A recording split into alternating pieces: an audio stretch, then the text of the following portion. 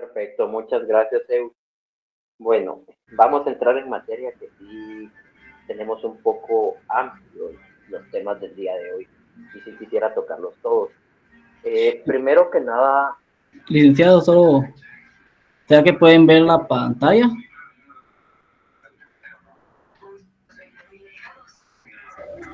Sí, buenas tardes, sí se mira. Sí, se ve, Ah, buenas tardes. ok, gracias. Está así, licenciado, perdón. no te preocupes, Eu. Bueno, les comentaba, el primer punto que tenemos que tocar el día de hoy es acerca de las características del derecho notarial. Cuando nosotros nos referimos a las características del derecho notarial, nos estamos refiriendo a aquellos elementos intrínsecos que van a diferenciar al derecho notarial de las demás ramas o áreas del derecho. A eso nos referimos con las características. Concretamente, en esta oportunidad vamos a tocar 4 características esenciales del derecho notarial.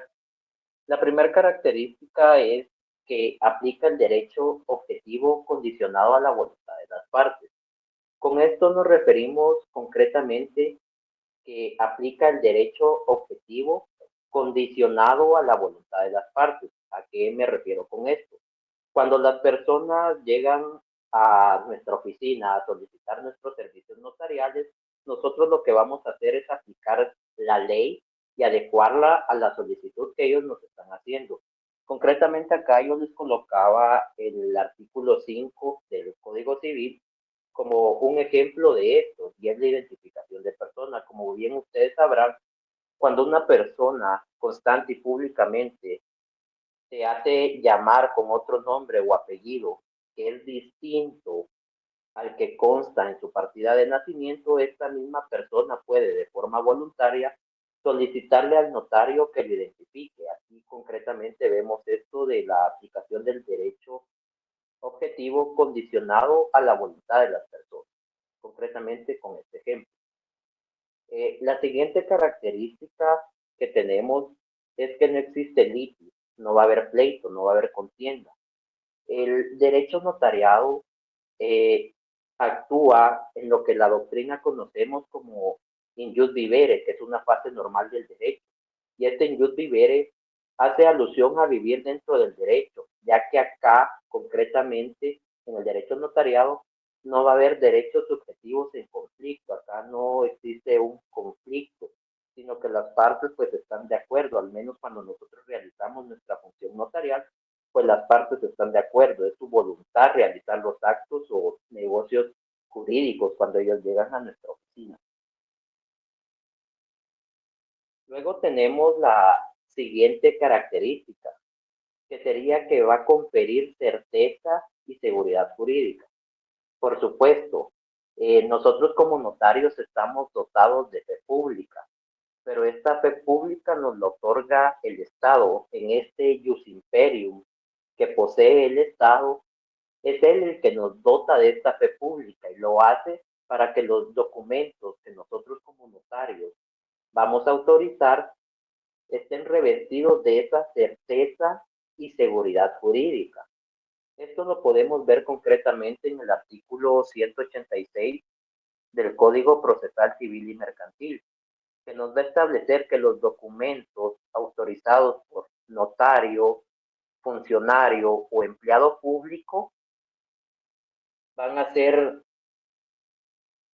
válidos, van a producir fe y hacen plena prueba en juicio.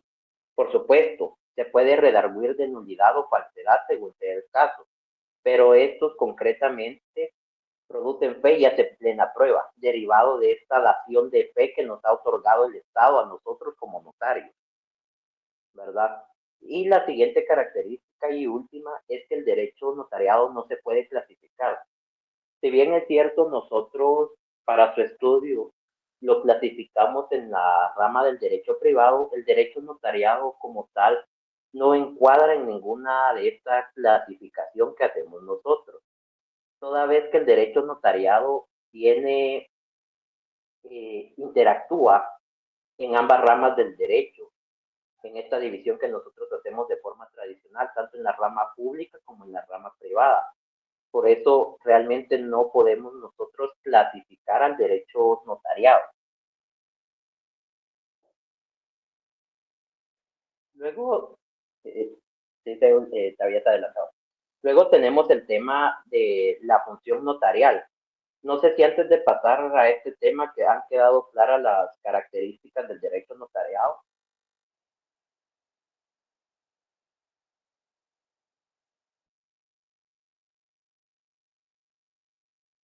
Perfecto. Entonces, el siguiente tema que tenemos que tratar el día de hoy es un tema bastante interesante como lo es la función notarial. ¿Y qué es la función notarial? Cuando nosotros nos referimos a la función notarial, nos estamos refiriendo al conjunto de actividades que el notario va a realizar, a desarrollar en este ejercicio de la función notarial. En pocas palabras, es recibir, interpretar y dar forma legal a la voluntad de las partes. Cuando nosotros tocamos pues este tema, eh, la doctrina nos habla de tres teorías, concretamente, que son la teoría profesionalista, la teoría funcionarista y la teoría ecléctica. Cuando nos referimos a la teoría profesionalista, esta teoría lo que hace es establecer que el notario es un funcionario público, no es un funcionario público, perdón, sino que es un profesional del derecho, ya que nosotros, como ustedes están realizando ahora, pues realizamos estudios universitarios y nosotros lo que vamos a prestar es una función profesional, por ende no podemos decir que nosotros somos funcionarios públicos, según esta teoría, sino que somos profesionalistas o profesionales. A eso se refiere esta teoría. En contraposición, tenemos la teoría funcionarista o del funcionario público. Contrario sensu a lo que nos establecía la teoría anterior, esta sí nos establece que el notario es un funcionario público y todo esto deriva de la dación de fe que nos hace el Estado a nosotros. Eso, para esta teoría, eso es lo que nos convierte a nosotros en funcionarios públicos, ya que nosotros, derivado de esta dación de fe, vamos a actuar en nombre del Estado. Entonces, para esta teoría, nosotros somos funcionarios públicos. Por último, tenemos la teoría ecléctica, que esta teoría viene a agarrar un poco de ambas teorías anteriores. En una primera instancia nos establece que nosotros como notarios sí somos funcionarios públicos, pero somos funcionarios públicos sui generis, es decir, vamos a ser únicos en nuestro género, ya que si bien el Estado nos dota de esta república, nosotros no vamos a devengar un salario por parte del Estado. Entonces esto, si bien nos hacen ser funcionarios públicos, somos únicos en nuestra especie, en nuestro género, porque nosotros no vamos a percibir un salario como tal por parte del Estado. Nosotros no devengamos por parte del Estado un salario. Esta es en la legislación notarial guatemalteca la teoría que es aceptada. Somos funcionarios públicos, como lo pudimos observar en el artículo 186, que establece que el notario o funcionario público que autorice documentos, estos van a producir fe y acepten la prueba. Entonces, para la legislación nosotros sí somos funcionarios públicos, pero encuadraríamos en esta teoría nuestra función notarial. Buenas tardes, licenciado. Disculpe, fíjese que las diapositivas no están con relación a lo que usted está exponiendo. Correcto. Zeus, vamos en la diapositiva número 6.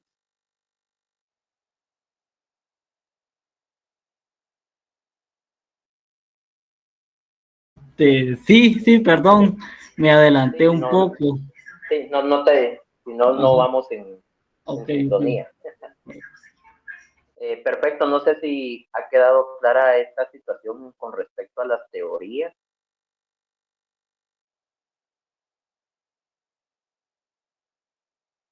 Perfecto, no habiendo dudas, entonces vamos a pasar pues a nuestro siguiente tema del día de hoy, que es la relación notarial.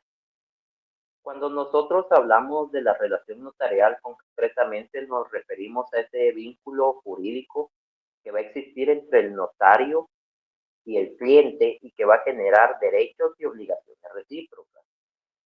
Como pueden observar acá, pues la definición que nos otorga es el vínculo jurídico entre el notario, que también es llamado sujeto agente, y el cliente, a quien también vamos a conocer como sujeto paciente, en virtud del cual se generan derechos y obligaciones de manera recíproca. Acá, pues, desglosamos por qué nos referimos al notario como sujeto agente. Nos referimos a él porque él lo que hace es cumplir con todas las actividades tendientes a crear el instrumento público. Nosotros como notarios pues somos los que lo realizamos, los que faccionamos este instrumento, no es el cliente, solo nosotros nos encargamos de redactarlo, de faccionarlo. En tanto que nos referimos al cliente como sujeto paciente, porque esta persona lo único que va a hacer es esperar pacientemente a que nosotros como notarios cumplamos con entregarle los documentos que él nos ha solicitado, porque bien, cuando nos ha dado, pues, lo que él trae en la mente, nosotros le hemos podido dar la forma y realizar el documento necesario o el documento que él necesita en ese instante, porque recordemos, nosotros somos los notarios, nosotros somos los que sabemos qué es lo que vamos a redactar, en tanto que la persona tiene una idea, nos explique, pues nosotros debemos adecuar esta voluntad. Realmente, por eso es que se le denomina sujeto paciente, él solo espera pacientemente. Realmente, como les coloqué acá, esta denominación únicamente se le da por la paciencia que él nos tiene. No sé si quedó claro este punto de la relación notarial. Sí, licenciado. Perfecto, perfecto.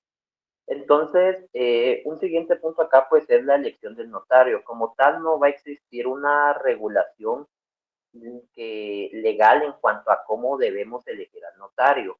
Sin embargo, si pudiéramos encontrar un antecedente en el artículo 1824 del Código Civil, que nos establece el principio de quien corre el mayor riesgo en la relación notarial es al que le va a asistir el derecho de elegir al notario, y quien nos va a pagar a nosotros los honorarios va a ser por un acuerdo de voluntades, tanto entre el notario para con sus clientes como de los clientes entre ellos. ¿Verdad? A eso nos referimos, pero como tal un artículo concreto que nos obligue o que nos dé la forma de elección del notario no existe. Siguiente diapositiva, Zeus. Gracias. Otro tema que tenemos que tocar el día de hoy son los impedimentos del notario para actuar. Estos impedimentos concretamente los vamos a dividir en dos, que son las prohibiciones legales y los impedimentos legítimos. Cuando nosotros hablamos de las prohibiciones legales, son aquellas que se encuentran reguladas en el artículo 77 del Código del Notariado. A eso nos referimos con prohibiciones legales. Ahora, cuando nos referimos nosotros a impedimentos legítimos, esta es una denominación que la da propiamente la doctrina, y el notario las va a invocar para no entablar esta relación notarial. Estos impedimentos legítimos pueden ser físicos, materiales, deontológicos o bien por su naturaleza. Van a ser físicos cuando el notario concretamente no desea prestar la función notarial. Es por propia elección del notario que él no quiere prestar su función notarial para con esos clientes que lo han llegado a buscar. Nosotros como notarios pues tenemos esa facultad, no estamos obligados a decir que a trabajarle a cualquiera, sino que nosotros elegimos a quién le trabajamos y a quién no. Impedimentos materiales, acá pues el notario materialmente no puede ejercer la función notarial. Pudiera ser que concretamente se encuentre en uno de los casos de prohibiciones del artículo 77, entonces materialmente le es imposible al notario poder realizar esta función notarial. También cuando nos referimos a por su naturaleza, este impedimento se refiere cuando el contrato que pretenden celebrar las partes o bien el negocio jurídico va a ser violatorio de la libre expresión de la voluntad de las partes o bien contradictorio a los elementos de todo negocio jurídico. Recordemos que el artículo 1251 del Código Civil nos establece cuáles son los requisitos de todo negocio jurídico, que son la capacidad legal del sujeto que declara su voluntad, el consentimiento que no adolezca de vicio y el objeto lícito. Si cualquiera de estos elementos no se está cumpliendo al momento que nos solicitan la función notarial y nosotros sabemos perfectamente que este negocio jurídico va a violar cualquiera de estos requisitos, nosotros estamos ante un impedimento legítimo por su naturaleza. Y los impedimentos deontológicos se refieren al fuero interno del notario. Acá nos referimos a la ética que poseemos nosotros como notarios, a la moral. Si va en contra de nuestros principios y valores éticos, nosotros no vamos a actuar. Tenemos ese impedimento deontológico, ¿verdad? Aquí más que todo esto se da de acuerdo a la ética y a la moral que maneje pues cada uno de nosotros como notarios. Siguiente diapositiva, Zeus.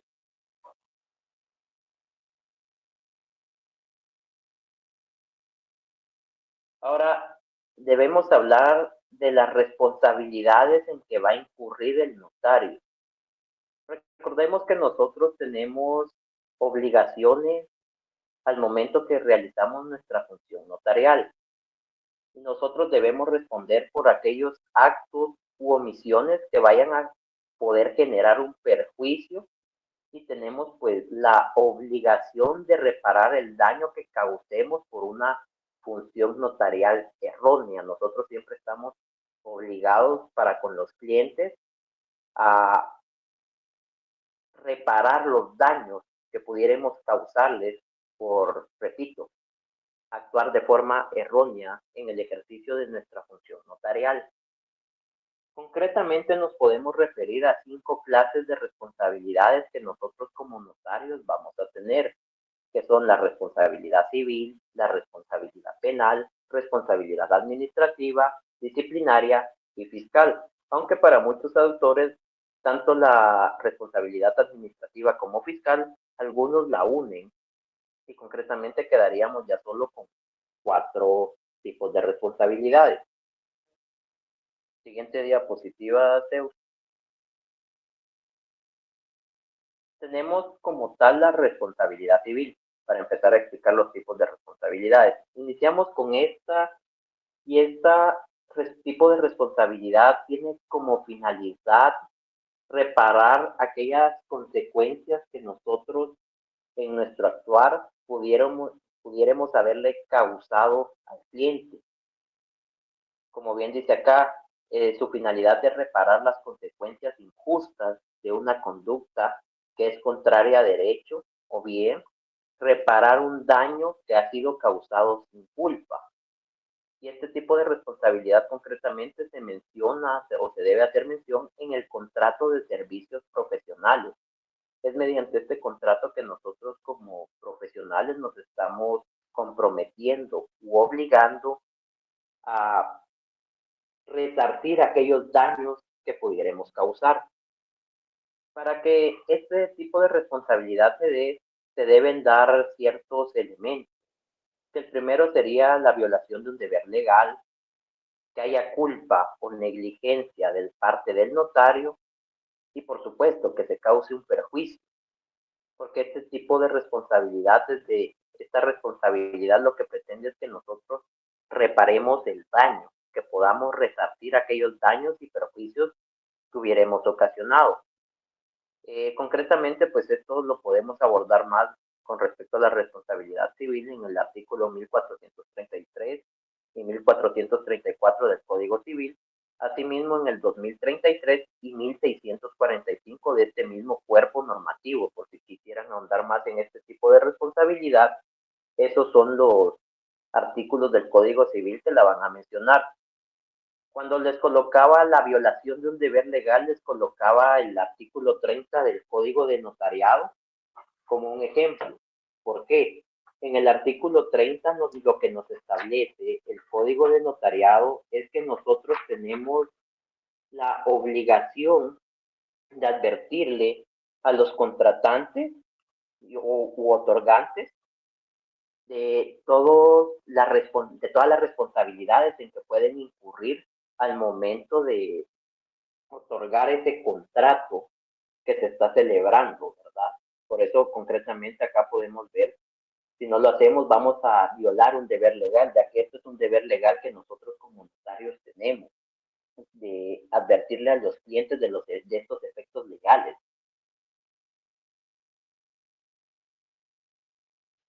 Siguiente diapositiva, Zeus. Ahora tenemos la responsabilidad penal. Y esta se va a dar cuando el notario, en el ejercicio de sus funciones, comete un delito. El Estado, recordemos que confía en que nosotros como notarios tenemos un grado de preparación bastante alto, derivado pues que somos profesionales universitarios. Nosotros, si hacemos pues un mal uso de esta fe pública, vamos a cometer una doble defraudación, porque no solo vamos a incurrir en el hecho delictivo, sino que también vamos a defraudar al Estado, no solo al cliente, ¿verdad? A eso nos referimos con la responsabilidad penal. Concretamente son los delitos en los que puede incurrir el notario. Siguiente diapositiva. Acá les coloco los delitos en que nosotros como notarios podemos incurrir, que concretamente son la publicidad indebida, la revelación del secreto profesional, los casos especiales de estafa, la falsedad material, falsedad ideológica, la supresión, ocultación o destrucción de documentos, la revelación de secretos, la violación de sellos, responsabilidad de funcionarios al autorizar el matrimonio y la inobservancia de formalidades al autorizar el matrimonio. Nosotros como notarios concretamente podemos incurrir en estos delitos. Y acá es necesario que nosotros veamos que esta responsabilidad no solo implica esta sanción principal que va a tener el Código Penal, ya sea dependiendo del tipo de delito, cuántos años de cárcel va a dar, sino que también viene aparejada con una inhabilitación, en este caso, en el ejercicio de la profesión del notariado. Nosotros, al momento de incurrir en estos delitos, vamos a quedar inhabilitados para poder ejercer el notariado. No sé si está quedando claro de momento, me dicen si voy muy rápido también o si vamos bien hasta el momento. Perfecto. Siguiente diapositiva, Zeus.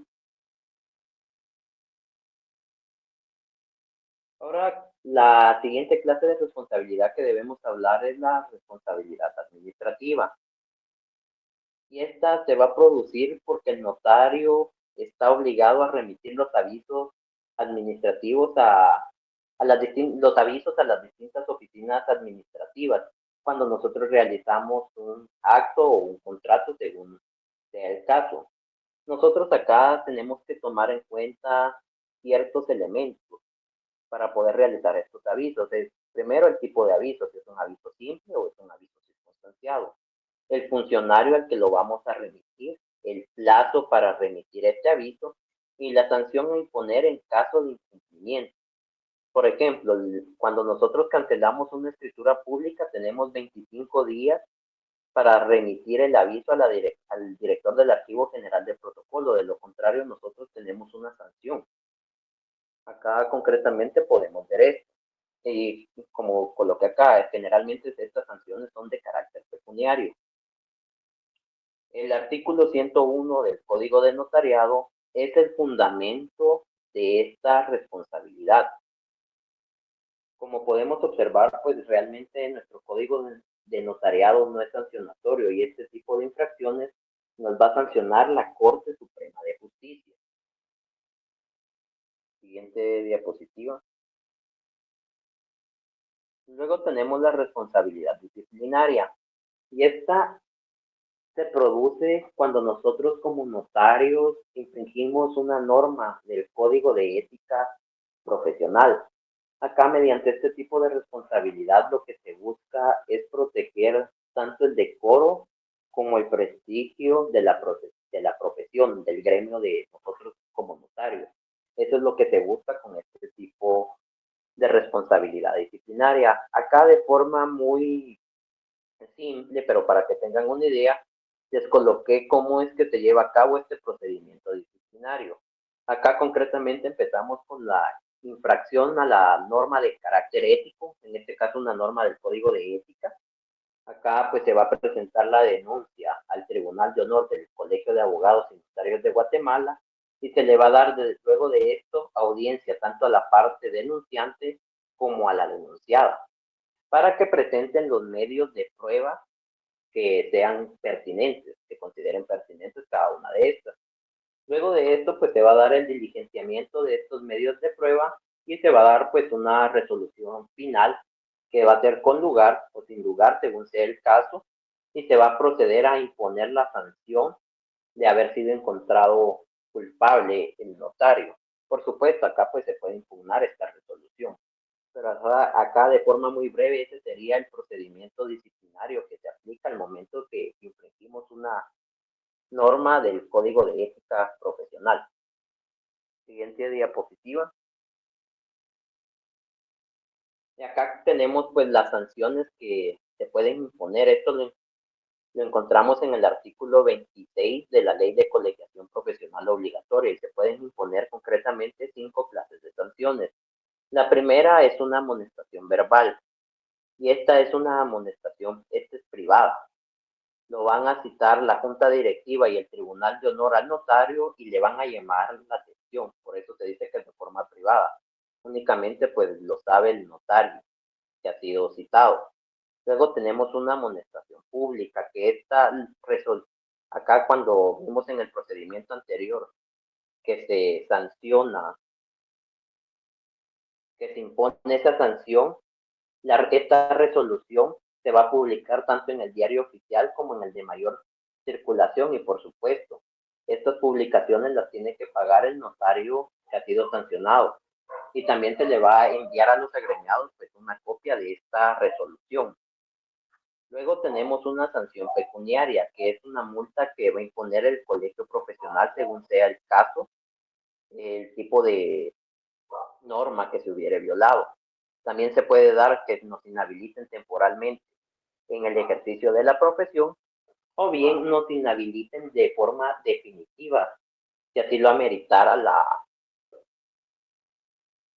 sanción, ¿verdad? La norma que nosotros hubiéramos roto, nos pueden inhabilitar de forma definitiva.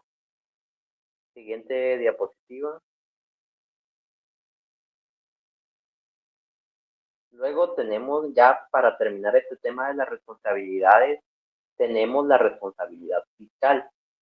Y el notario va a incurrir en esta responsabilidad porque incumple con las obligaciones fiscales. Nosotros debemos recordar que nosotros como notarios somos recaudadores del fisco, porque si bien es cierto, nosotros no tenemos que pagar esos impuestos que se generan al momento de autorizar una escritura pública, nosotros somos los encargados de realizar el cobro tanto a los clientes, para ya sea nosotros realizar el pago directamente o bien colocar estampillas fiscales si fuera el caso, ¿verdad? Cuando el notario incumple con estas obligaciones que tenemos, ahí es acá donde incurrimos en esta responsabilidad fiscal, porque nosotros somos recaudadores, nosotros tenemos esa obligación de hacerles saber a los clientes que deben pagar y nosotros pues incluso cobramos eso, pues no es que el cliente vaya y él ponga los timbres a los distintos instrumentos públicos, eso lo hacemos nosotros y si en algún dado caso no lo realizamos, pues ahí incurriríamos en esta responsabilidad fiscal. No sé si ha quedado claro estos temas de la responsabilidad.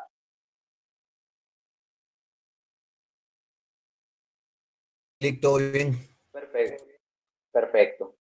Entonces vamos a pasar a otro tema bastante importante y de interés para nosotros, como es el gobierno y régimen disciplinario del notario. ¿Por qué decimos que es un gobierno del notario? Decimos que nosotros como notarios tenemos un gobierno porque tenemos un presidente del Colegio de Abogados y Notarios, que es el que va a presidir esta institución, que es la que nos fiscaliza a nosotros nuestra función notarial. Y el Colegio de Abogados, como pueden ver acá, es el encargado de esa superación intelectual, moral y ética de los agremiados. También se encarga de combatir el empirismo. Es por eso que nosotros podemos ver que se realizan diversas jornadas, conferencias para mantener actualizados pues, a los notarios y combatir precisamente esta situación del empirismo. Siguiente diapositiva. Acá vamos a empezar a ver algunos órganos concretamente que son los que se encargan de este régimen disciplinario del notario. Como primer órgano tenemos a la Corte Suprema de Justicia. Acá tenemos que como primer punto esta va a participar habilitando al notario. ¿Y por qué? Porque es acá a la Corte Suprema de Justicia que va a pertenecer el registro de notarios. Es ahí donde nosotros pues debemos registrarnos al momento que nos graduamos, es el registro de notarios. Por ende, la Corte Suprema de Justicia va a participar habilitando a los notarios. También participa sancionando al notario.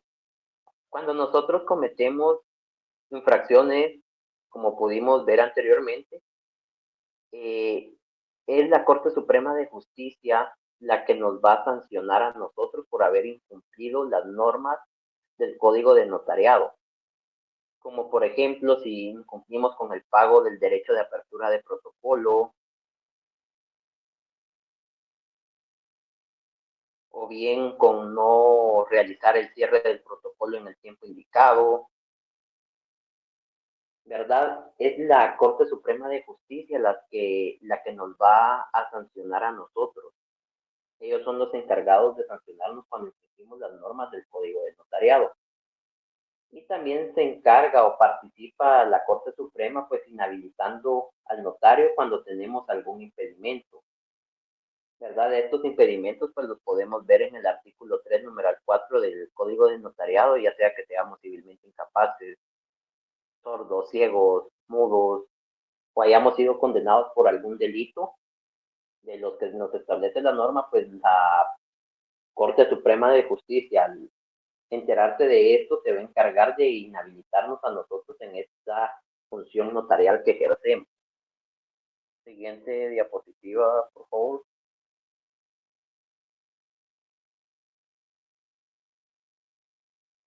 Como siguiente órgano que participa tenemos a los tribunales de justicia de orden penal. Concretamente podemos observar acá que el artículo 102 del Código de Notariado establece a la Secretaría de la Corte Suprema de Justicia debe llevar un libro donde se van a citar aquellas resoluciones que sancionan las infracciones en que los notarios incurrimos, ¿verdad? Concretamente podemos observar que los tribunales de justicia del orden penal nos sancionan a nosotros como notarios y luego pues se le va a hacer llegar esta información a la corte. Y pues también en el caso de que tengamos, como les comentaba, cuando hablábamos de la responsabilidad penal, cometemos alguno de esos ilícitos, los tribunales de orden penal le van a dar el aviso a la Corte Suprema de Justicia para que nos inhabiliten, según sea el caso, de manera momentánea o pues por el tiempo establecido por la sentencia. Recordemos que eso es todo, pues, todo un proceso, ¿verdad? Siguiente diapositiva. Tenemos como siguiente órgano al Colegio de Abogados y Notarios de Guatemala. Este colegio propiamente puede imponer sanciones, pero estas van a ser a consecuencia de las resoluciones que sean dictadas por el Tribunal de Honor. Como pudimos observar anteriormente, pueden ser sanciones pecuniarias, amonestaciones privadas, públicas, una suspensión temporal o definitiva según sea el caso. También el colegio va a participar habilitando, porque el notario, recordemos cuando nosotros nos graduamos, de las primeras cosas que debemos hacer es colegiarnos, ya que es obligación en Guatemala para poder ejercer esta profesión el estar colegiados, ser colegiados activos. Y es el colegio el que se encarga pues de colegiarnos y de asignarnos este número de colegiación. Porque si nosotros no estuviéramos como notarios activos, vamos y llegamos a cartular, estaríamos incurriendo en el delito de usurpación de calidad. Porque si nosotros no estamos colegiados, pudiéramos establecer que no somos notarios, no estamos activos para ejercer esta profesión. Y también pues el colegio también participa inhabilitando porque nos puede suspender en el ejercicio de la profesión, ya sea de forma temporal o definitiva según sea el caso. Siguiente diapositiva. Ahí estamos. Perfecto. Las universidades del país, claro, acá nos referimos a todas las universidades que tengan facultad de derecho. Acá esta concretamente va a participar habilitándonos a nosotros como notarios, porque esto es la que nos confiere a nosotros este título universitario. En este caso, pues, cuando nosotros nos graduamos, salimos con el grado de la licenciatura en Ciencias Jurídicas y Sociales y los grados de abogado y notario. Es concretamente por eso que en este gobierno, en este régimen del notario, las universidades también participan porque nos habilitan, son quienes nos confieren este título. Luego tenemos también que nos participa con nosotros el Consejo Superior Universitario, concretamente de nuestra casa de estudios de la Universidad de San Carlos de Guatemala, porque va a participar primero habilitando. Recordemos que cuando nosotros tenemos estudios en el extranjero y queremos incorporar nuestro título para que tenga validez acá en Guatemala, es la universidad la que se encarga de realizar este proceso. Concretamente, nosotros debemos acudir al Consejo Superior Universitario y empezar este proceso. También va a participar el Consejo Superior Universitario en los casos de rehabilitación. Esto es cuando se le va a dar la oportunidad nuevamente al notario que hubiera sido suspendido por cualquiera de los delitos del artículo 4, del artículo 3, numeral 4 del Código de Notariado, y hubiera ya cumplido con su sanción. Recordemos que esto nos lo regula el artículo 104 del Código de Notariado, nos regula cuánto tiempo tiene que haber pasado para que nos puedan volver a habilitar o rehabilitar, en este caso, en la función notarial. Y es el Consejo Superior Universitario el que tiene esta potestad de rehabilitar. Siguiente diapositiva. Antes de empezar con hablar del documento, no sé si ha quedado claro hasta acá lo que hemos estado abordando anteriormente.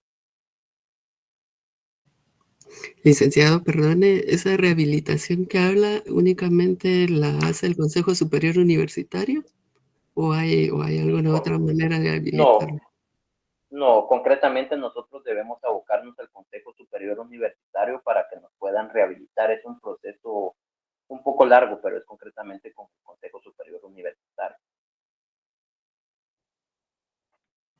Muy bien, gracias. Licenciado, muy buenas noches, con una consulta. Fíjese Buenas que noches. ahorita que está hablando acerca de la rehabilitación, me surgió una duda. Yo estoy llevando Sí, dígame. también la clínica de Derecho Penal en los días sábados y el licenciado que nos da la clínica hacía un comentario referente a esta rehabilitación, en la cual él decía que en el caso de los abogados, cuando pues cometen una falta, ¿verdad? En este caso administrativa, es muy difícil que esa rehabilitación la vuelvan a levantar y que él inclusive hacía una como broma, decía que hasta el que comete la fechoría más rara o más cruel se rehabilita menos el abogado. ¿Qué tan cierto es? Por eso me surgió ahorita la duda. Es que realmente, les soy honesto, es muy difícil que que se pueda dar esta rehabilitación, porque el Consejo Superior Universitario debe emitir pues este dictamen favorable para que se dé la rehabilitación. El problema está que recordemos que estos son trámites meramente administrativos y la verdad con el Consejo Superior Universitario incluido precisamente en este trámite, sí es muy difícil que se logre dar. ¿Por qué? Tienen que tener quórum, tienen que agendar ese punto, lo tienen que discutir. Y pues como nosotros nos podemos dar cuenta, hay muchos otros temas que están antes de intentar rehabilitar a un notario, abogado, o sea, realmente es demasiado complicado que se pueda dar. Si bien el proceso está, es muy difícil que se logre rehabilitar, porque por lo mismo que es un trámite administrativo, es demasiado el tiempo para que realmente se logre dar, es algo demasiado complejo. Realmente tiene razón el licenciado que se lo dijo, porque sí, eso es demasiado complicado. Realmente es demasiado complicado que se dé, independientemente de todo, porque el Consejo Superior Universitario es el que lo debe emitir ese dictamen favorable. Y como les comento, para que se dé eso, es un proceso bastante tortuoso, por decirlo de alguna manera. Entonces sí, es muy complicado que se dé, realmente, demasiado.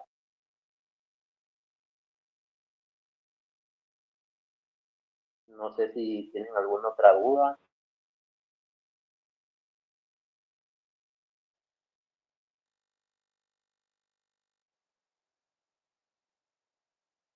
Bueno, si no tienen más dudas, vamos a seguir con los temas que todavía nos falta un poquito todavía. O sea, nos falta un poquito, vamos a seguir con el tema del documento. Nosotros por documento debemos entender que es todo medio por el cual se va a transmitir la información de un acontecimiento. Y este acontecimiento puede ser de carácter privado o de carácter público. Y pues el documento puede ser por escrito, por signos, mixtos, alfanumérico, o bien ser un documento iconográfico. Acá concretamente para nuestro estudio a nosotros clasificamos, siguiente diapositiva, que se me olvide, nosotros miramos una clasificación de los documentos por su autor. Concretamente, se dividen en documento privado y documento público. Los documentos privados son aquellos que son redactados por las personas o bien por un tercero, pero este es redactado conforme al conocimiento que tienen ellos, a su leal saber y entender. No existe como tal una formalidad. Si bien es cierto en los documentos privados, pues este tercero sí puede ser un notario, pero al ser un documento privado realmente no es que tenga mayores formalidades, ¿verdad? Contrario al documento público, que estos son elaborados y van a ser firmados por funcionarios o empleados públicos en el ejercicio de su cargo o bien por un notario.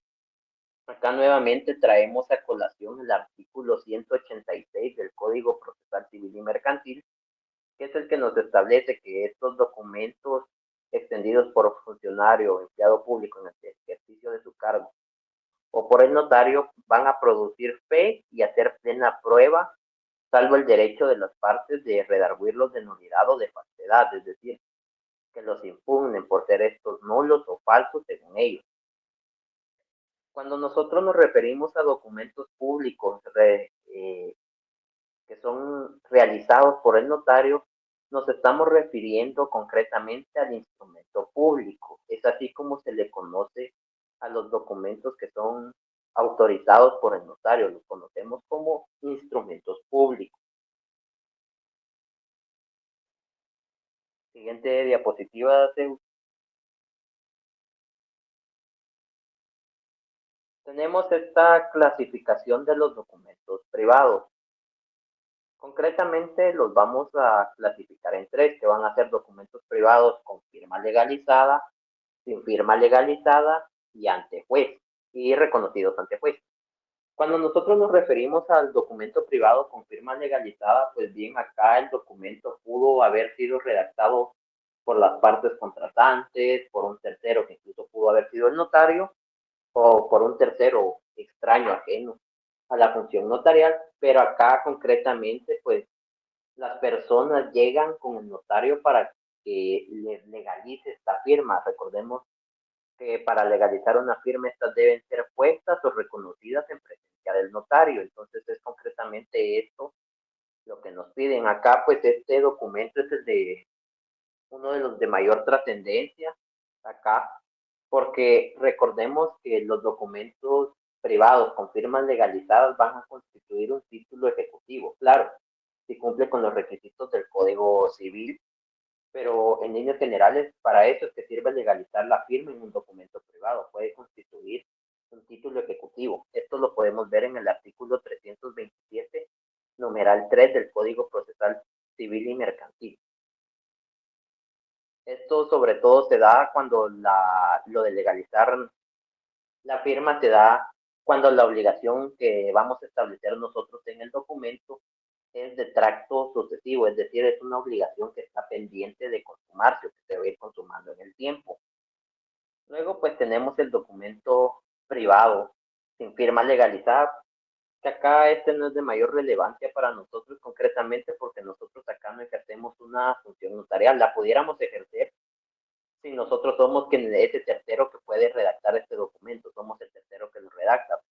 De lo contrario, nosotros en este documento privado pues no participaríamos. Acá comúnmente pues las personas lo redactan de acuerdo a su conocimiento, a su leal saber y entender, como habíamos hablado, y pues lo guardan para sí, ¿verdad? Y nosotros nunca pues observamos este tipo de documentos. Por último, tenemos los documentos privados reconocidos ante juez, y estos se dan mediante un llamamiento que va a hacer el juez bajo el apercibimiento que si deja de comparecer el documento se va a tener como reconocido.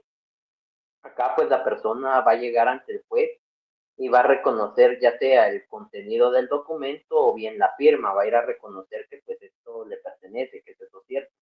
Acá este reconocimiento ante el juez sobre todo se ve en las diligencias de prueba anticipada.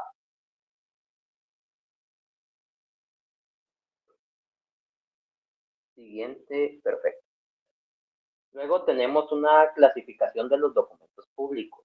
Concretamente se dividen en tres, que son el extendido por funcionario público, siempre en el ejercicio de su cargo, el extendido por empleado público, también en el ejercicio de su cargo, y por último, el extendido por notario. El documento público, como pueden observar acá, les vuelvo a hacer el hincapié en esto, que se extiende por el notario, lo vamos a denominar como instrumento público. Siguiente diapositiva. Ya teniendo clara esta situación y como pudieron observar, realmente lo que nos interesa son los documentos públicos que el notario autoriza, es decir, el instrumento público. Debemos entrar a una clasificación del instrumento público. Concretamente se dividen en dos, que son instrumentos públicos dentro del protocolo y fuera del protocolo. Acá, pues los que van dentro del protocolo se van a redactar en el papel sellado especial para protocolo. Contrario a los que van fuera del protocolo, que estos los vamos a redactar en papel simple. Siguiente diapositiva, por favor. Acá está cuáles son los documentos que van dentro del protocolo y que se van a redactar en papel sellado especial para protocolo. Concretamente son 4, que son la escritura matriz, el acta de protocolación, la toma de razón de legalización de firmas y la transcripción del acta notarial que autoriza el testamento cerrado. Ustedes pues deberían de tener en su artículo 8 del Código de notariado, deberían de tener la relación al artículo 962 del Código Civil. Igualmente, pues lo vamos a ver más adelante ahorita que toquemos el tema del protocolo, pero pues les hago el adelanto. Siguiente diapositiva, por favor. Y acá pues tenemos cuáles son los documentos. Acá tenemos cuáles son los documentos que son fuera del protocolo, y concretamente son 3 documentos, que son el acta notarial, la auténtica de firmas y la auténtica de copia de documentos. Siguiente diapositiva.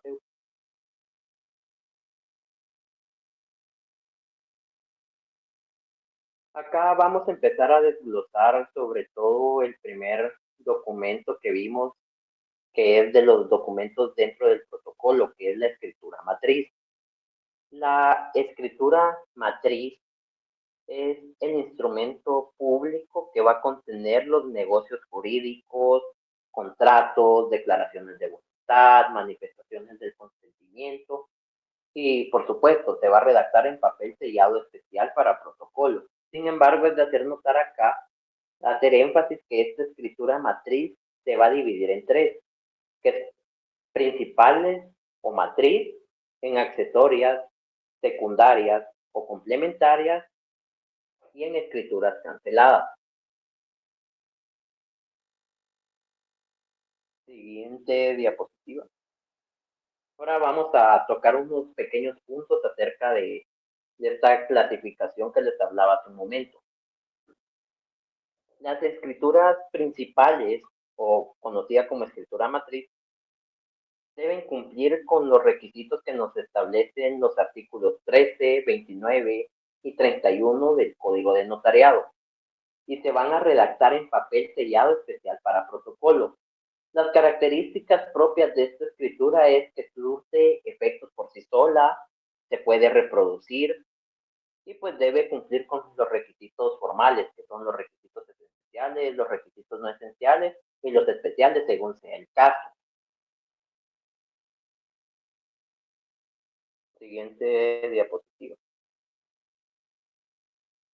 Luego tenemos las escrituras accesorias, secundarias o complementarias.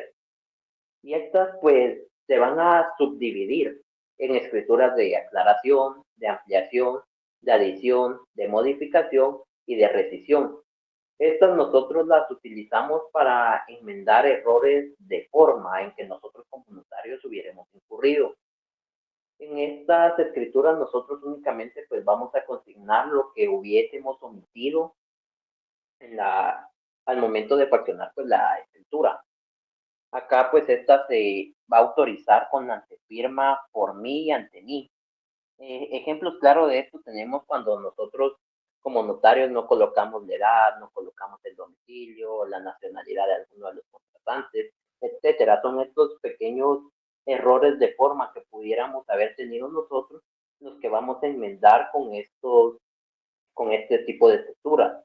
Ahora bien, si nosotros cometimos un error de fondo, es decir, aquel que es intrínseco al negocio jurídico que se trate, sí debemos llamar a nuestros clientes para que autoricen una nueva escritura de ampliación en este caso, y acá pues ellos nuevamente deben consignar sus firmas y nosotros acá pues lo vamos a autorizar el documento con la antefirma ante mí, ya no va a ser por mí y ante mí, sino ante mí. Recordemos que acá pues ya el notario no va a ser el propio otorgante, sino por ser un error de fondo y van a estar los otorgantes nuevamente, el notario ya no es un otorgante, entonces solo se va a autorizar con la antefirma ante mí, ya no por mí, ante mí.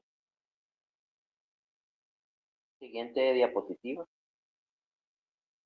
Acá pues tenemos unas características de estas escrituras.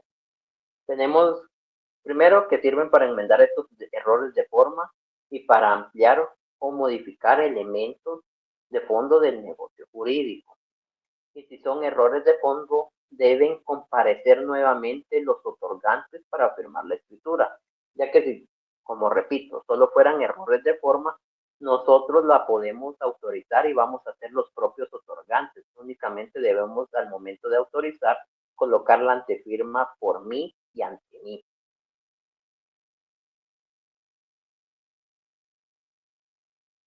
Ahora tenemos el tema de las escrituras canceladas. Acá, pues este va a ser un instrumento público que va a ocupar un lugar y un espacio en nuestro registro notarial o protocolo.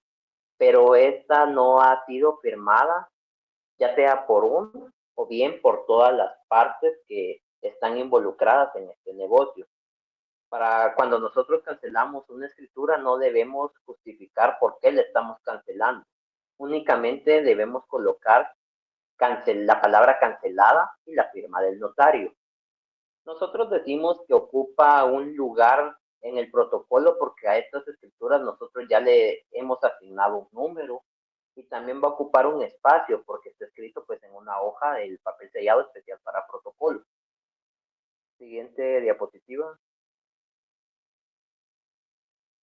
Acá pues nosotros tenemos que de las escrituras canceladas sí se derivan ciertas obligaciones que nosotros debemos cumplir. Por ejemplo, en el artículo 37, literal B del Código de Notariado, nosotros debemos dar avisos de los instrumentos públicos cancelados al director del Archivo General del Protocolo dentro de los 25 días hábiles siguientes de cancelada la escritura. Si no lo remitimos pues en este plazo, a nosotros como notarios se nos impone una multa que es de 25 quetzales, o sea, no es como una multa muy severa, pero al final de cuentas es una multa, ¿verdad? Nosotros tenemos esta obligación de remitir el aviso de haber cancelado pues esta escritura y tenemos pues 25 días hábiles para hacerlo. Acá también otra obligación es que nosotros tenemos, más allá de obligación, tenemos el derecho a cobrar la mitad de los honorarios que nos hubieran correspondido si nosotros hubiéramos autorizado esa escritura. Pero por supuesto, para nosotros realizar este cobro, no debemos haber sido quienes dieron el motivo de la cancelación. Es decir, los clientes son los que decidieron cancelar la escritura, no somos nosotros los que decidimos cancelar la escritura por algún error que pudiéramos haber tenido, sino que deben ser los clientes. De lo contrario, nosotros no pudiéramos cobrar pues esta escritura cancelada. Siguiente diapositiva.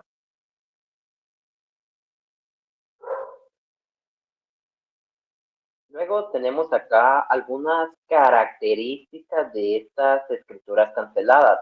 La primera característica, y tal vez una de las más importantes, es que no van a ser a la vida jurídica. Los negocios que se hubieran estado realizando en esta escritura nunca van a nacer a la vida jurídica, no nacieron, derivado que se canceló esta escritura. También tenemos que no se pueden extender copias. Nosotros al ser una escritura cancelada no podemos compulsar, no podemos otorgarle una copia a las personas que iban a otorgar dicho instrumento.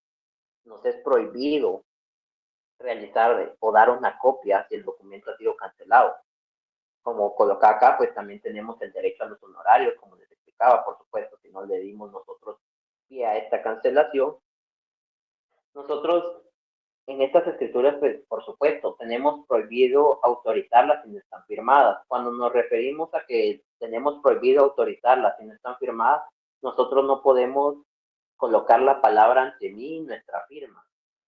Derivado que esta es una escritura cancelada, entonces no podemos autorizarla. Recordemos que la autorización de los instrumentos públicos se da luego de que las personas han firmado.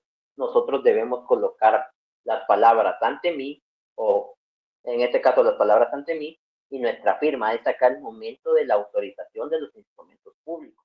Y pues otra de las características acá es lo que les mencionaba, que van a ocupar un lugar y un espacio en el protocolo, en el registro notarial.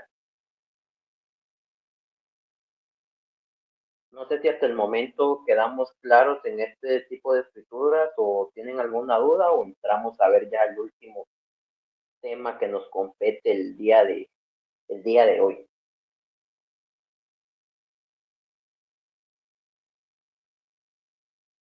Bueno, si no hay dudas, vamos a seguir con el tema para terminar ya. El último tema que vamos a ver el día de hoy, pues es el tema del protocolo, un tema pues bastante importante. Nosotros concretamente en nuestro código de notariado, en el artículo 8, tenemos la definición jurídica del protocolo y nos establece el código de notariado que el protocolo es la colección ordenada de escrituras matrices, de los actos de protocolación, razones de legalización de firma y demás documentos que el notario registra de conformidad con esta ley. es de hacer hincapié acá en esta última frase, que es los documentos que el notario registra. Concretamente, como les había adelantado, acá debemos hacer la relación al artículo 962 del Código Civil, porque nos referimos nosotros a la transcripción al siguiente documento, es la transcripción del acta que autoriza el testamento común cerrado. A esto nos referimos acá con los demás documentos que el notario registra. Realmente se hace mención a un único documento, que es este que se encuentra regulado en el artículo 962 del Código Civil. Entonces sí sería bueno que si no tienen esa anotación la pudieran hacer. Acá, luego de esto, debemos entender que el protocolo va a tener dos partes, esa parte instrumental y la parte documental, que van a ser las dos partes del protocolo. Siguiente diapositiva. Tenemos la parte instrumental. Acá en esta parte instrumental vamos a encontrar nosotros a las escrituras matrices, las protocolaciones, la toma de razón de legalización de firma y la transcripción del acta notarial que autoriza el testamento cerrado, que es el documento que les digo que hace mención la definición de protocolo. Siguiente diapositiva. Luego tenemos pues la parte documental. Acá concretamente nos referimos a tres situaciones. Nos vamos a referir a la razón de cierre, al índice y a los atestados. Eso es lo que conforma la parte documental. Siguiente diapositiva. Luego tenemos acá, pues, vamos a hacer una breve mención de la razón de cierre. Pues acá nosotros debemos saber que el protocolo se va a cerrar cada año, el 31 de diciembre, o antes si nosotros como notarios dejáramos de calcular. La razón de cierre solo va a contener la fecha, el número de documentos públicos que autorizamos, las razones de legalización de firma y actas de protocolación, el número de folios en que se compone nuestro protocolo y observaciones si las hubiere. Y únicamente pues la firma del notario. Es un documento notarial bastante sencillo de redactar. Y de esta definición que se nos da de la razón de cierre, que podemos observar claramente que existen dos clases de cierre. Existe un cierre ordinario, que es el que se da cada año, el 31 de diciembre, y existe un cierre extraordinario, que se da en cualquier momento si el notario por alguna situación pues ya no puede calcular, ya sea de forma voluntaria o por haber cometido algún hecho, ¿verdad? Entonces podemos observar esas dos clases de cierre, ese cierre ordinario y ese cierre extraordinario. Luego tenemos acá pues el tema del índice del protocolo. Y nosotros debemos de hacer notar acá que en el índice nosotros podemos usar cifras, podemos usar abreviaturas. El índice también se va a redactar en papel bond, ya sea de tamaño carta o oficio. Esto pues es a discreción del notario, aunque la mayoría pues lo hacemos en hojas oficio, derivado que pues las hojas de papel sellado especial para protocolos son tamaño oficio. Entonces por estética se ve mejor que lo hagamos en hoja oficio. Y pues nosotros acá tenemos la obligación de a cada hoja del índice del protocolo debemos adherirle una estampilla de timbre fiscal de 50 centavos por cada hoja. Y esto de fundamento pues lo tenemos en el artículo 5, numeral 6 de la ley del timbre fiscal. En el índice del protocolo, antes nos hacía mención en la ley que se va a extender en papel sellado del mismo valor del empleado en él, pero a raíz de una reforma que hubo, pues ya el papel sellado o este papel sellado que se hace mención acá, pues ya no existe. Lo que se utiliza ahora, como les comentaba, pues son hojas de papel bond, hojas normales, ya sea carta o oficio.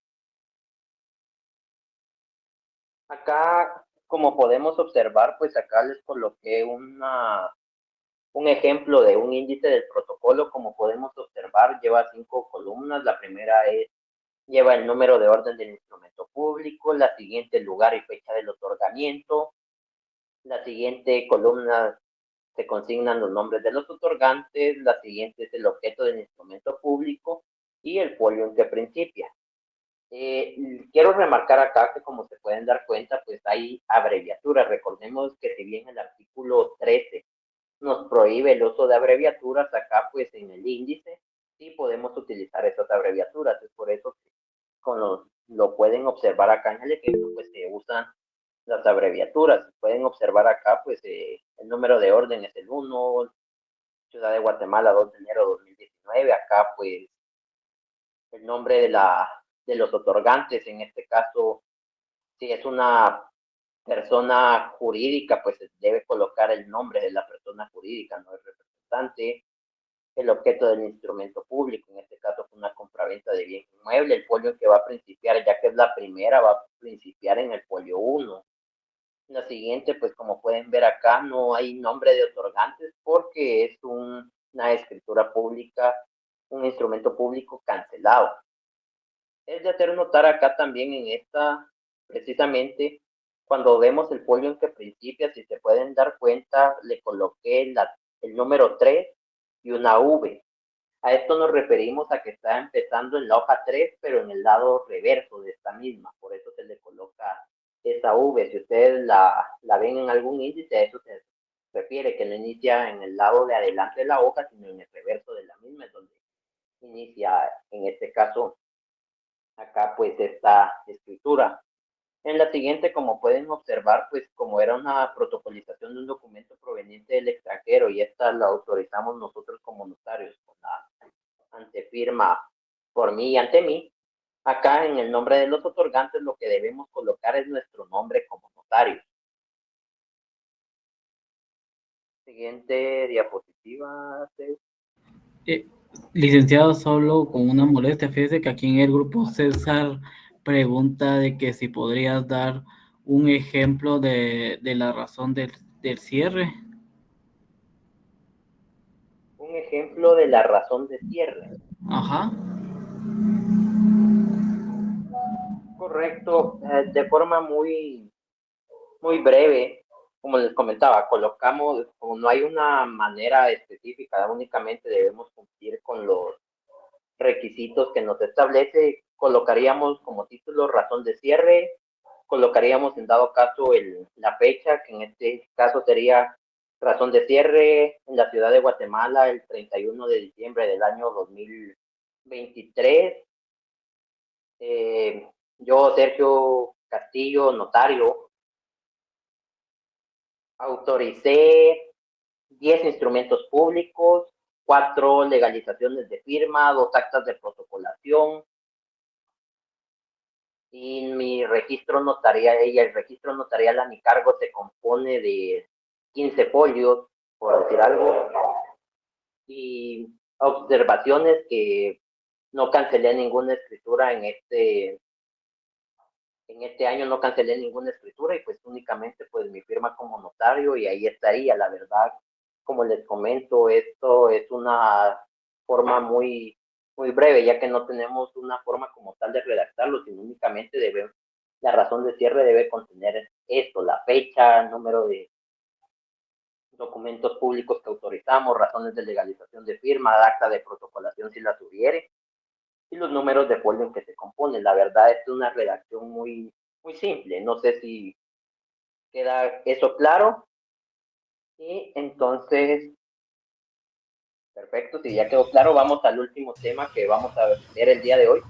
Perdón, el licenciado, que lo interrumpa. Hay una compañera que tiene la mano levantada, Dulce, no sé si tienes alguna pregunta al respecto. Buenas noches, gracias. Con una pregunta, en los instrumentos públicos dentro del protocolo dice que van la razón de legalización de firmas. Y fuera de toma de razón de legalización de firmas. Ajá, correcto. Y fuera del protocolo, ¿es razón o son actas de legalización de firmas y fotocopias? Déjame, vamos a ver. Vamos a ver si lo encuentro, así te clarifico un poco mejor a que no te pedí. No, acá lo que tengo es que son las auténticas las auténticas de firma. Recordemos que cuando nosotros realizamos una auténtica de firma, nosotros tenemos la obligación de en nuestro protocolo tomar razón de la legalización de firmas que nosotros realizamos. Eso es lo que va dentro del protocolo. Nosotros legalizamos la firma en cualquier documento y pues eso se lo lleva la persona. Pero lo que a nosotros nos queda, lo que nosotros como notarios tenemos la obligación, aunque la mayoría de notarios no lo realiza, es que debemos tomar razón en nuestro protocolo de esta legalización de firma que nosotros hicimos. ¿Y lo que va afuera? También son razón de legalización de firmas y fotocopias, ¿no? No, lo que va afuera es la denominada auténtica de firma. Eso es lo que va afuera, lo que nosotros realizamos cuando nos llevan un documento para que nosotros legalicemos la firma. Nosotros legalizamos la firma, ya sea en el mismo documento o en una hoja aparte, dependiendo pues del espacio, ¿verdad? Eso se lo llevan las personas. Pero la obligación y el documento que va dentro del protocolo es esa toma de razón de legalización de firma que nosotros debemos realizar. Luego que ya se han ido los clientes, nosotros debemos tomar razón en nuestro protocolo de que autorizamos esa legalización de firma, donde hacemos una breve relación de lo que legalizamos, de lo que tenía el documento que legalizamos, pero de forma muy breve. Pero la mayoría de notarios esta toma de razón de legalización de firma no la realizan, ¿verdad? Pero pues es una obligación que tenemos nosotros. Eso lo podemos observar en el artículo 59 del Código de Notariado, esta toma de razón de legalización de firma. Te voy a leer el artículo 59. De cada acta de legalización, el notario tomará razón en su propio protocolo dentro de un término que no excederá de 8 días, haciendo constar el lugar y fecha, el nombre y apellidos de los notarios y una breve descripción sustancial del contenido del documento que autoriza la firma o firmas que se legalizan, con indicación del valor, números y quinquenios de las hojas de papel sellado que están escritos, tanto el documento como el acta de auténtica o mención de clase de papel en que están escritos. Estas razones se asentarán siguiendo el orden y numeración del protocolo y serán firmadas únicamente por el notario. Como podemos observar acá, nosotros tenemos 8 días para realizar esta toma de razón de legalización de firma, pero también como podemos observar, el Código de Notariado como tal no nos aplica una sanción si nosotros no la tomamos.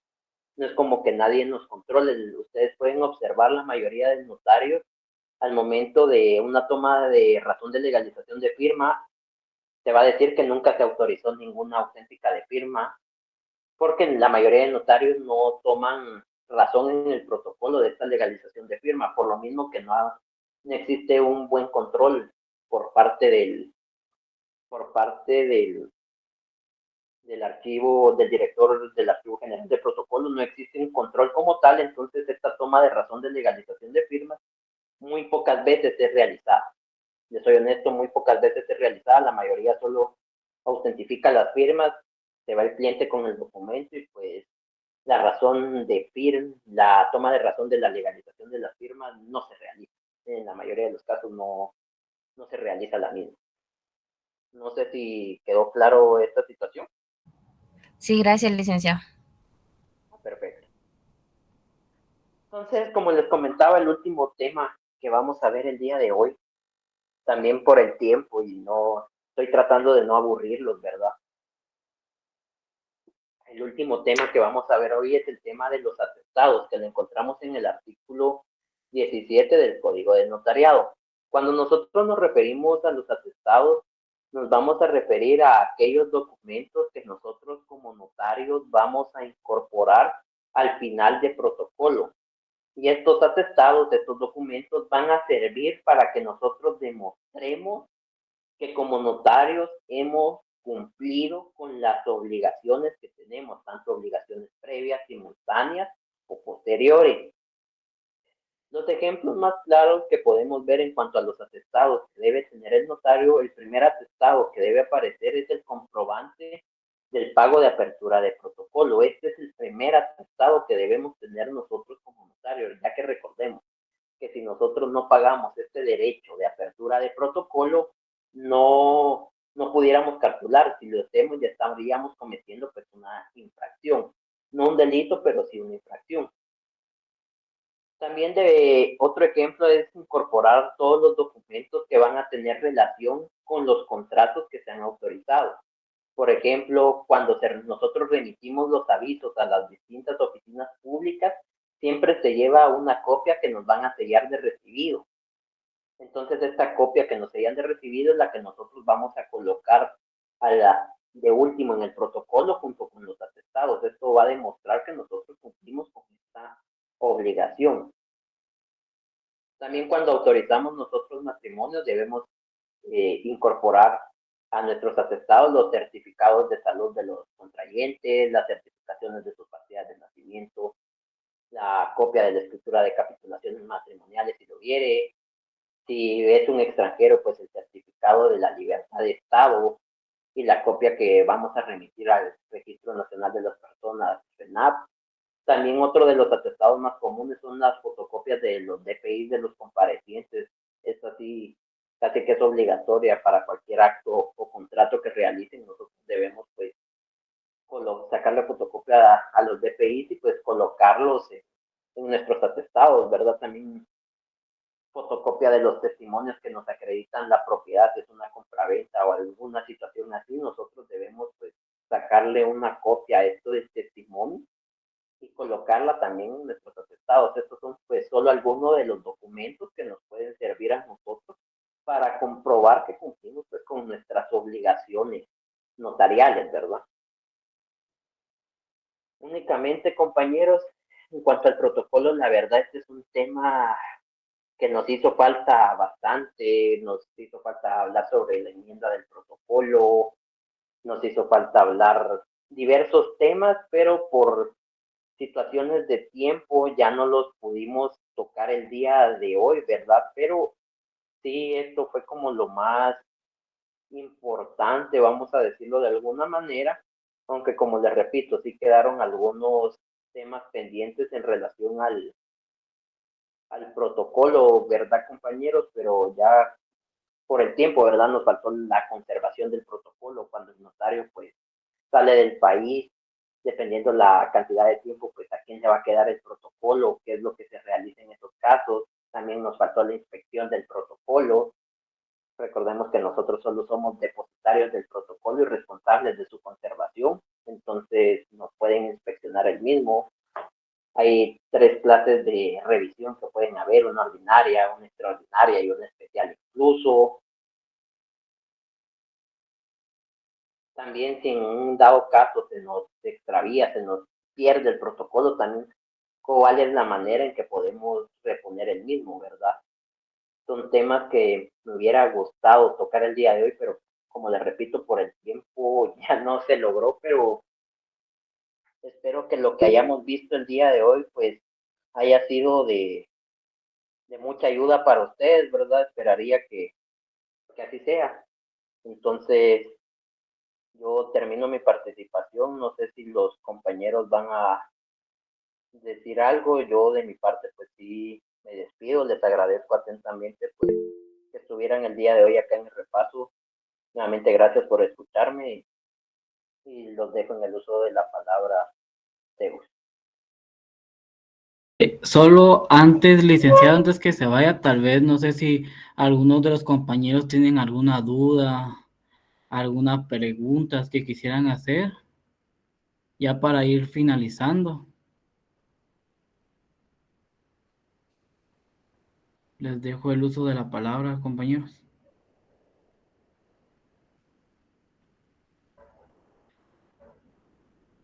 Bueno, si no hay ninguna pregunta y todo quedó claro con respecto al repaso, pues le dejo el uso de la palabra al compañero David, que él da la palabra de despedida. Buenas noches, compañeros. Mi nombre es David de la Rosa. Primero que nada, quiero agradecerle al licenciado Sergio por habernos brindado su tiempo y habernos compartido un poco de conocimiento e información en este repaso. Quiero agradecerle a cada uno de ustedes que acudieron al llamado y que se acercaron con nosotros para el repaso, por darnos esa confianza. Espero que hayamos estén satisfechos con